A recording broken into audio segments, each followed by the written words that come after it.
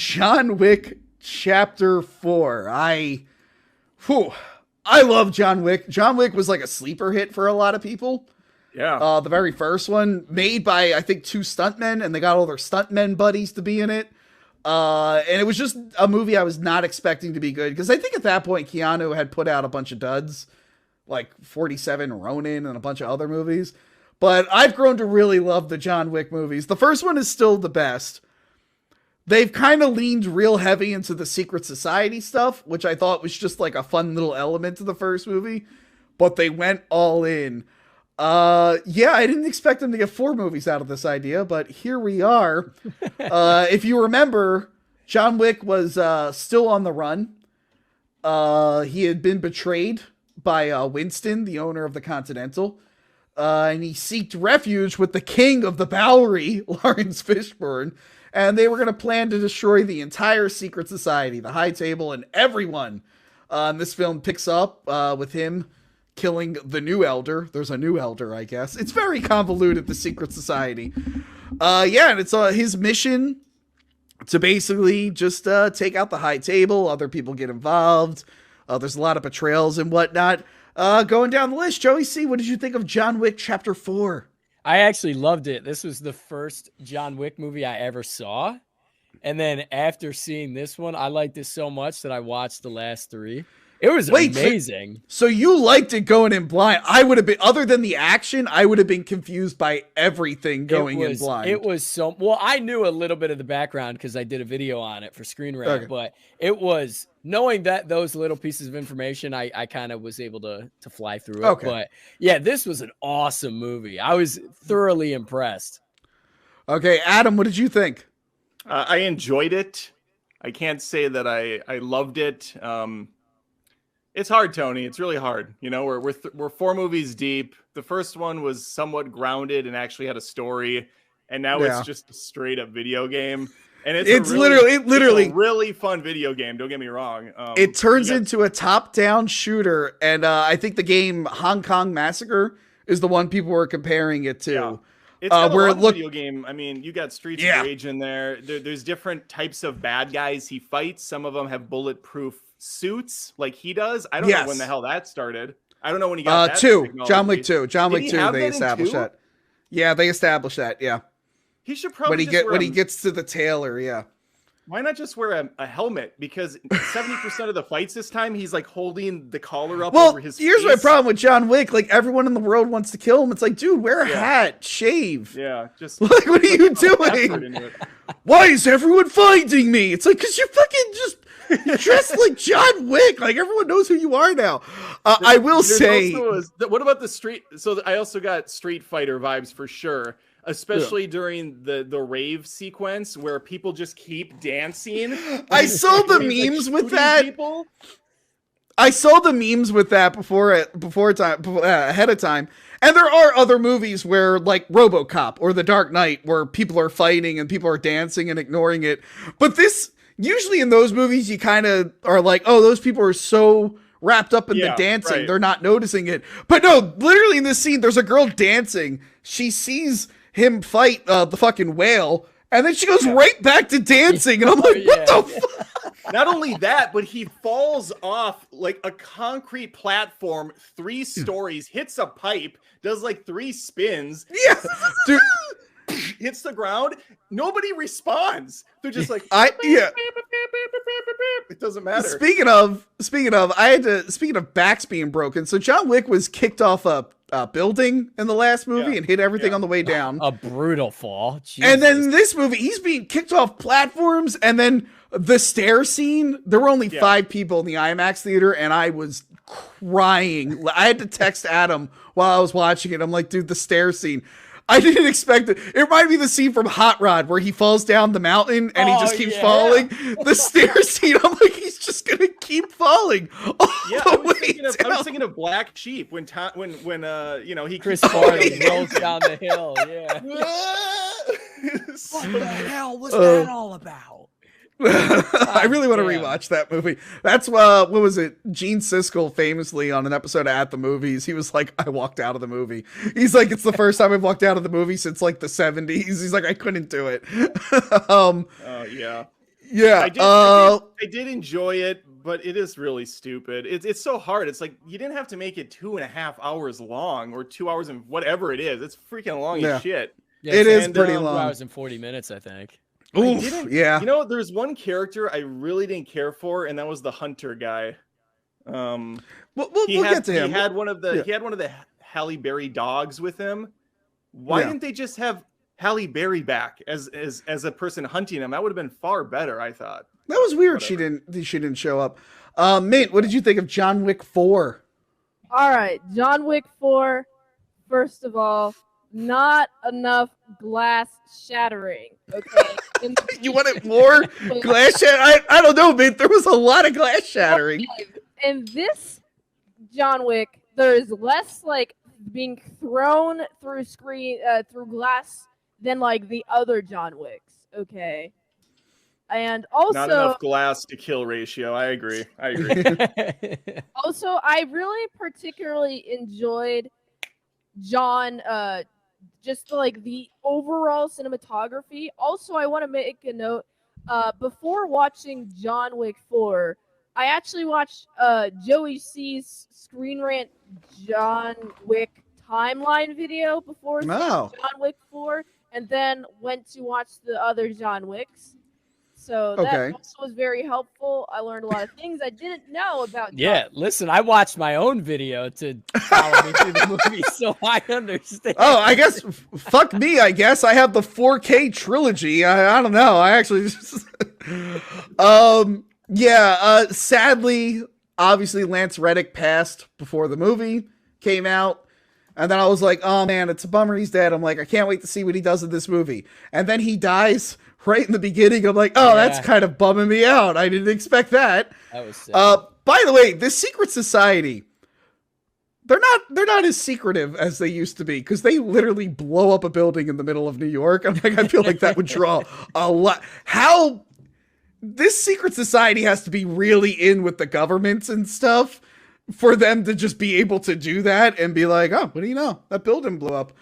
Also, there's no cops in this universe. Well, the few cops we did see, like, are aware. Remember the first one? The guy's like, "Hi, John." The crooked or whatever. Yeah. But yeah, the secret society of assassins and wealthy people who use them. It's getting really ridiculous. Well, Tony. By the way, Tony, it went from there's a secret society of assassins in the first film to literally 90% of the population are assassins, and there are secret regular people living amongst them. That's true. What did you think about like the last 40 minutes when it turns into the Warriors, where there's a girl, like a radio DJ, just telling people where John Wick is? I'm like, this is the Warriors. Well, that was like, they did that in Parabellum. That was the whole first like 40 minutes of the film. Oh, god damn, but it just felt more...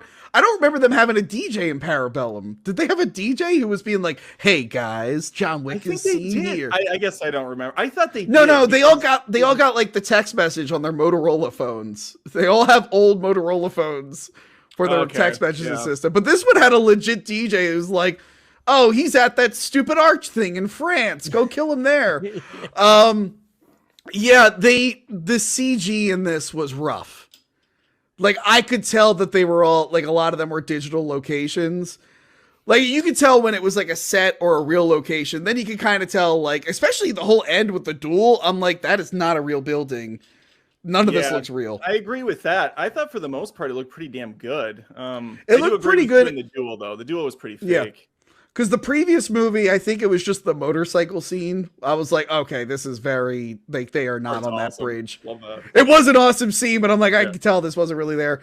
But like, and I know it would be impossible to film in that, where that big arch is. That would probably be a fucking nightmare, to film there for real. But it's just like, and it didn't work for me, the visual effects for that scene. But everything else I thought looked, really great. So here are our new villains. We have Pennywise, the dancing clown, as what is he? He's the fucking... It doesn't matter. He's the story whatever. Makes no sense in this the story's so stupid in this movie. Well, John Wick is trying to kill the high table, and he killed the elder who sits above the high table. So the high table has appointed this guy to take care of John Wick and kill him any means necessary. I'm going to What is above the high table? The high chair? I mean, that doesn't make sense. The elder, the guy who lives in the desert, I guess. I don't know. So he's like the main antagonist, and then there's the whale. He's there. Mm-hmm. I haven't seen the whale, but I assume he loses 10 pounds and then goes to France and becomes a bad guy. This is the most ridiculous. They should have got Tom Cruise's character from Tropic Thunder. Tropic Thunder, exactly. That would have been a fantastic callback. Dude, his fight scene, I was like, I'm sorry, I can't believe that this fat guy is doing all these moves. As a fat man myself, who's not as fat as this fat guy, I'm like, I couldn't even pull that off. And this guy just got stabbed in the neck and shot in the ass. There's no way he's kicking that high. It was very obviously a guy in a fat suit. Yeah, it was funny. I'm just like, no part of me thinks this is a real fat guy. It was interesting. It was very funny to watch. I love seeing him get his ass kicked. That was great. Someone in my YouTube comments, who clearly is more intelligent than I am, had a great point about these John Wick movies. They're kind of like the Pirates of the Caribbean and the Matrix sequels, where the first films were, kind of grounded and told a linear story that most audiences can relate to.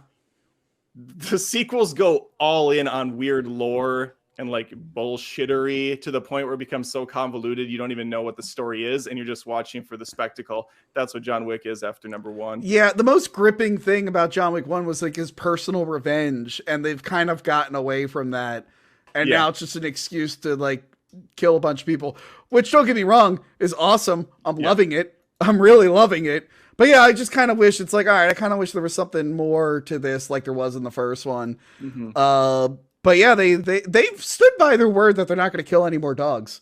They made it very clear starting with the second one. They're like, we're not killing any more dogs. Yeah. I liked some of the newer characters. I like this chick. I went to see what movie she was in. This is like her first movie. She's like a Japanese pop star. Yeah, she was great. She gets a spinoff now too, I believe. Is she? I know What's-Her-Face is getting a spinoff called Ballerina. Wasn't Anna the ending Diarmas. of... Did you watch the end credits scene? Because every movie has them now. Yeah. John Wick 4 had a post-credit scene? Yep. Of course it did, Tony. It probably had 4 of them. I just left after the first. Oh, shit. What happened in the post-credit scene? The Donnie Yen character is walking in the city, and the cute Asian actress, a character, I don't know her name, she walks over to him. Akira. She walks up to him and she like pulls out a little pocket knife, and then it cuts, and that was it. Oh, okay. Yeah, I definitely check that out. I know they said Anna Diarmas, who was set up in the last James Bond movie, but now they're saying she's getting a spinoff in the John Wick universe. I'm like, oh, okay. Yeah, I know they're trying to do something called Ballerina, and that's supposed to be connected. Not like the Atomic Blonde, which had one of the directors but wasn't connected. Some reason Atomic Blonde was good. They should have done more with Atomic Blonde. That was a cool movie. Mint, are you raising your hand? I am. My microphone ducks if I talk while anyone else is speaking, so I just kind of have to raise my hand. Okay. Sorry. Mint, what's up? So kind of to cover like the John Wick sequels, I much prefer the first one over the sequels. I feel like the first one is like much more like contained revenge story, and then like the other ones just kind of like Adam said, like get away from that. I feel like this one was the least memorable sequel plot, but also the ending was also the most memorable to me. I also want to compliment this movie's use of colors. Like, oh my goodness. Oh, they've gone all out with the colors. Like the third one, I thought that glass area in the third one was super colorful. This one, it's like a fucking LED. Total chaos there. You said you didn't like the Hunter. I wasn't too sold on him either. But I did love his dog. I love that John Wick loves dogs so much that if he sees the dog of someone who's currently trying to kill him being hurt, he will save that dog, even though the owner is currently trying to kill him. I'm like, John, I love dogs too, but you can let that one go. That one wasn't given to you by your wife. Keanu Reeves would probably do that as well. Yeah, probably. I thought his unnamed dog, I thought his dog died in that explosion in the beginning.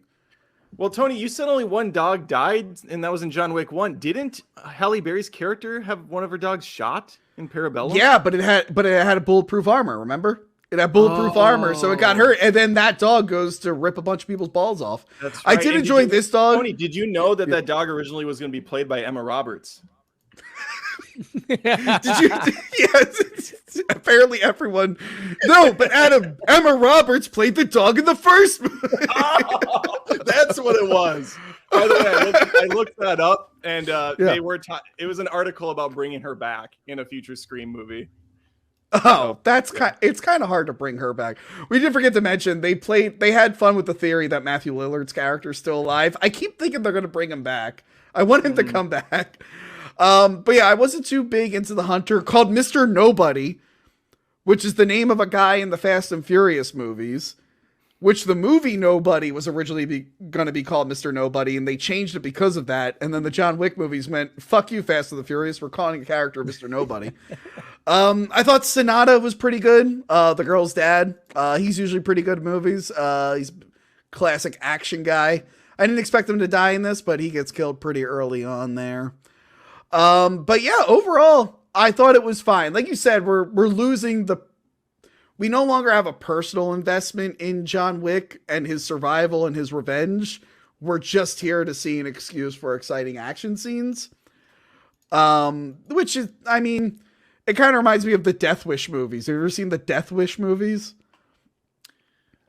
No, I know what they are, but I've seen many of the Jackie Chan and Jean-Claude Van Damme movies, and they're all kind of dumb, but you're there for the action. The difference is they're usually only an hour and 20 minutes long. Yeah, well, the thing with Death Wish is it's like his wife and daughter were raped and killed, and now he's going to take out the bad guys, and then it's like, oh my god, it happened to him again. And then the third one, it's like, oh, one of his friends died. Now he's blowing up an entire town of punks. And it's just like, I think they did 5 of those movies. It's like it's kind of like Taken, where it's like, how much can this happen to a guy over and over and over again? Liam Neeson, by the 4th one, just kidnaps himself, just so he has something to do. I have to go up against my toughest enemy yet. Me. Myself. Let me bring the one and Dennis in here. One and Dennis, what did you think of John Wick 4? Oh, I loved it, man. I thought it was a fun ride for what it was. A long ride, but it was very long. You're kind of enjoying it. It's a spectacle, I think, as maybe Adam might have stated or someone. It really is absolutely out of this world beautiful. What I really liked is that like they switched up some of the outfits in this one, like Donnie Yen's costuming comparison. We've seen so many suits up until this point, but he comes out wearing turtlenecks. He looked really, really good, man. I thought Donnie Yen looked pretty good too in it. He was a fun character. I enjoyed him in it. I didn't expect it to end the way it did, but let's just say I didn't see a body, so I'm holding reservations. Yeah, there's no chance. No. It is funny, as we pointed out, Donnie Yen was fantastic. So are a lot of these actors who know real martial arts and are trained, and a lot of them are younger now than Keanu Reeves. So it is kind of funny watching John Wick go up against all these trained experts, and he's clearly not near their skill level, but he keeps hanging in there. Yeah, I love he just refuses to die. He's not immortal. He just refuses to die. Takes a beating. Gets up.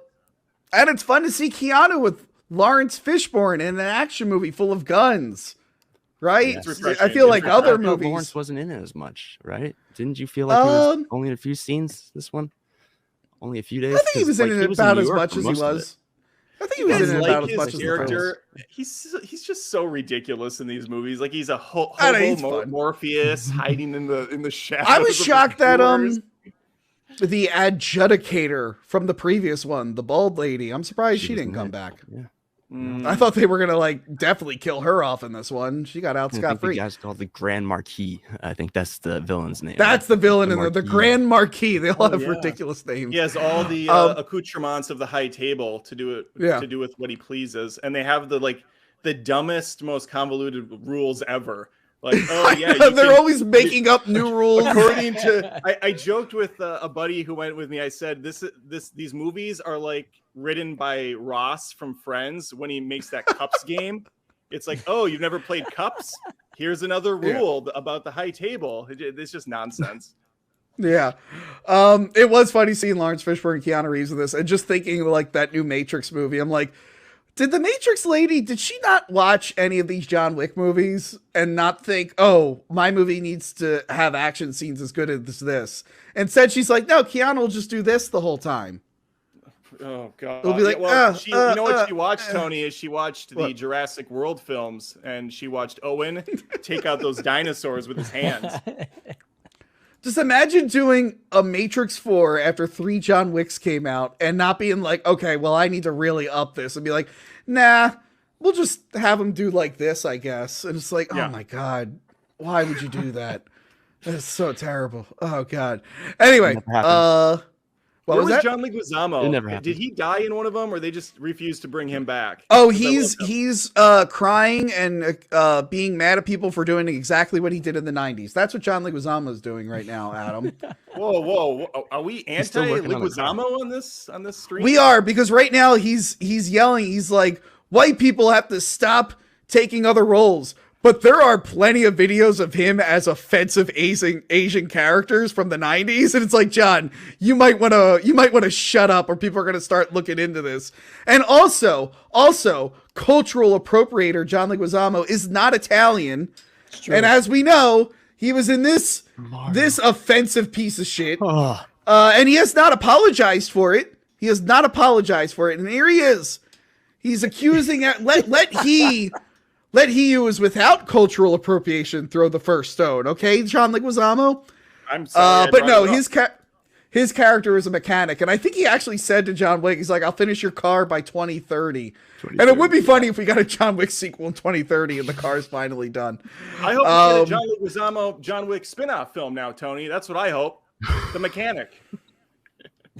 It's so funny seeing him yell at, it's like, dude, like, I literally have saw a video with you with like the buck teeth and the glasses Asian stereotype. John, stop yelling at other people. It's gonna come back to bite you. Just say nothing. They can't help themselves. Sometimes. Yeah. All right, the One and Dennis. Thank you for being so much One and Dennis. How are you enjoying your $10 Patreon tier? Isn't it like the greatest thing ever? It was the best Christmas gift I ever got, because I got a whole year of the world's most famous person ever. And you get to be on your favorite show. So you get to be on your favorite show. Isn't that amazing? It's so amazing. I can't wait to meet you again in person. It's going to be wonderful. You know, I used to watch The Angry Video Game Nerd. I was like, one day I'll be on that show. And then I got to be on that show, and an entire subreddit now hates me. But that won't happen to you here at Hack the Movies. The Hack the Movie subreddit is dead. There's nothing there. I haven't even gone on in a year, so you won't get that same thing I did. Anyway, we're gonna let you go now.